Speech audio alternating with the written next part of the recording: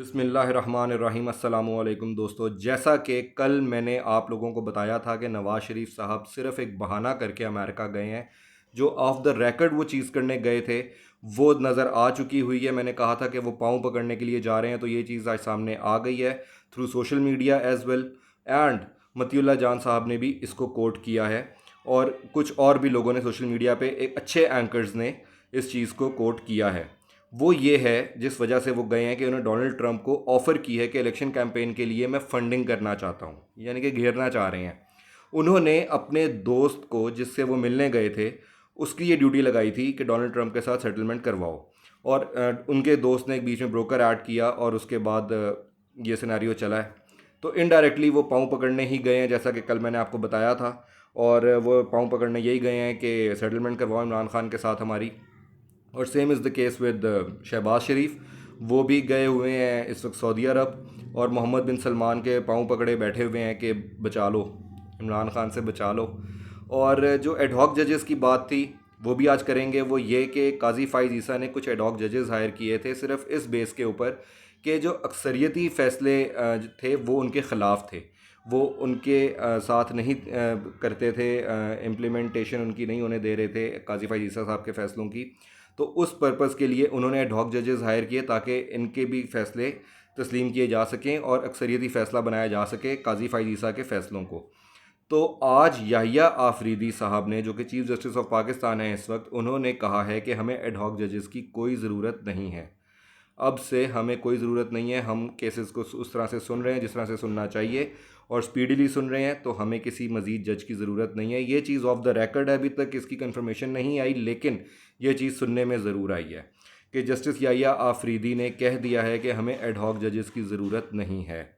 अब दूसरी बात ये है कि जो नवाज़ शरीफ साहब गए हैं अमेरिका, इस वक्त वो यूएस में कैंपेन करना चाह रहे हैं डोनाल्ड ट्रंप की, ताकि डोनाल्ड ट्रंप की गुड बुक्स में आ सकें।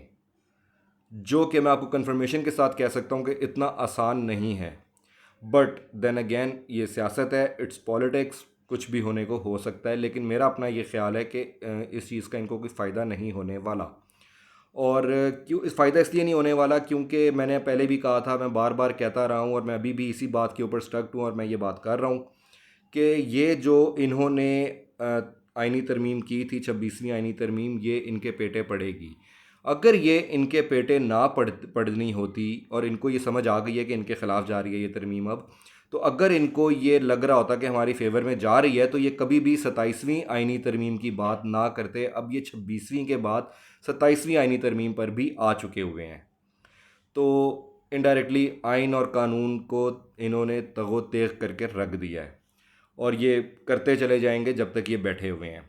और जो चंद एक हमारे एंकर्स हजरात बुग़्ज़ इमरान में आज भी पड़े हुए हैं, उनको ये लगता है कि नवाज़ शरीफ साहब और शहबाज शरीफ साहब तो चाइना और रशिया के साथ बड़ी अच्छी डीलें करके बैठे हुए थे। अगर इतनी ही अच्छी डील्स थी, तो मेरा फिर वही सवाल है कि क्यों क्यों इमरान खान के दौर में चाइना और रशिया के मामलात बेहतर थे पाकिस्तान से, और क्यों इनके आते ही ब्रिक्स करेंसी के जो मुल्क हैं, ममालिक हैं, उनमें इस्लामी ममालिक भी शामिल हैं, लेकिन उन्होंने पाकिस्तान को उसमें रखना मुनासिब ही नहीं समझा, सोचना ही मुनासिब नहीं समझा। कि शहबाज शरीफ ने बाकायदा ख़त लिखा और उस ख़त को रद्दी की टोकरी में फेंक दिया रशिया ने। तो ये सोचने वाली बात है। और अमेरिका का यार है इंडिया, और इंडिया को चाइना ने भी शामिल किया, जो कि चाइना का सबसे बड़ा दुश्मन है इंडिया इस वक्त। चाइना को भी शामिल किया, इंडिया को भी शामिल किया। रशिया को भी कोई इशू नहीं हुआ उससे, जबकि रशिया के मामला भी ख़राब ही हैं इंडिया से बिकॉज ऑफ अमेरिकन लॉबी। लेकिन फिर भी उन्होंने इंडिया को उसमें शामिल किया, और पाकिस्तान को शामिल करने का सोचना भी उन्होंने मुनासिब नहीं समझा कि इस चीज़ के ऊपर हम सोचें भी मत। तो जब ख़त भेजा गया तो उसका जवाब देना भी मुनासिब नहीं समझा उन्होंने। और हुआ क्या at the end of the day, Pakistan को ब्रिक्स करेंसी में शामिल नहीं किया गया। वो करेंसी आ चुकी हुई है, उस करेंसी में डीलिंग स्टार्ट हो चुकी हुई है। और पेट्रो युआन जो इमरान खान रशिया गए थे जिस चीज़ की डील करने के लिए, वो डील ही इमरान खान को बेसिकली उल्टी पड़ी थी अमेरिका के ना चाहने की वजह से। बेसिकली मसला जो बाइडेन की मैनेजमेंट का था, एडमिनिस्ट्रेशन का था उसकी। उन्होंने एक्सेप्ट नहीं किया इमरान खान का रशिया जाना और उन्होंने कहा कि रिजीम चेंज करो। अगर ये बात थी ना होती तो क्यों हमजा शहबाज और शहबाज शरीफ साहब चीख चीख कर कहते थे कि इसने अमेरिका से हमारे हालात ख़राब कर दिए, और ये एब्सोल्युटली नॉट कहता है अमेरिका को। क्यों? एक तरफ आप लोग कहते हैं कि इमरान खान अमेरिका का एजेंट है, ओके फाइन, मान लिया, तो फिर उसके एब्सोल्युटली नॉट कहने पे इशू आपको क्यों हो रहा था? इस चीज़ का जवाब आपके पास नहीं है।